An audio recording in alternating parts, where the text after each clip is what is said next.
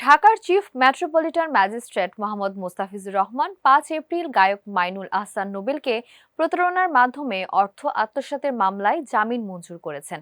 আদালত 5,000 টাকা মুচলেকায় অভিযোগ গঠনের শুনানি পর্যন্ত তার জামিনের অনুমতি দিয়েছেন। আসামি পক্ষের আইনজীবী ইমরান হোসেন জানান, 2 এপ্রিল ধার্য শুনানিতে নোবেলের জামিন বাতিল করে কারাগারে পাঠানো হয়েছিল। 5 এপ্রিল তার জামিন চেয়ে আবেদন করেছিলাম। আসামির উপস্থিতিতে জামিন শুনানি হয়।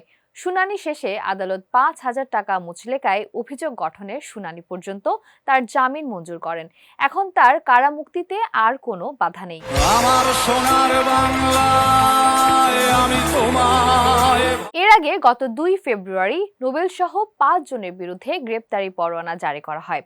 23 ফেব্রুয়ারি নারায়ণগঞ্জের সিদ্ধিরগঞ্জ থানার বটতলা এলাকা থেকে পুলিশ তাকে গ্রেপ্তার করে এবং পরদিন 24 ফেব্রুয়ারি আদালতে হাজির করলে আপোষের শর্তে জামিন দেওয়া হয়েছিল।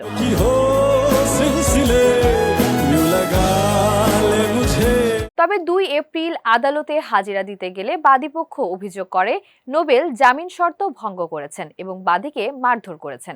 এতে আদালত তার জামিন বাতিল করে কারাগারে পাঠানোর নির্দেশ দেন।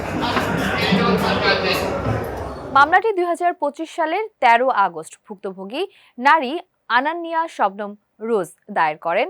অভিযোগে বলা হয়, নোবেল 2023 সালের 25 আগস্ট থেকে 2025 সালের জুন পর্যন্ত বিয়ের প্রলোভন দেখিয়ে তার কাছ থেকে প্রায় 13,18,540 টাকা আত্মসাৎ করেছেন। অন্য আসামিরা নোবেলের এই প্রতারণায় সহযোগিতা করেছেন। পিবিআই তদন্ত শেষে 7 জানুয়ারি অভিযোগের সত্যতা পাওয়া গেছে বলে আদালতে প্রতিবেদন জমা দেয়।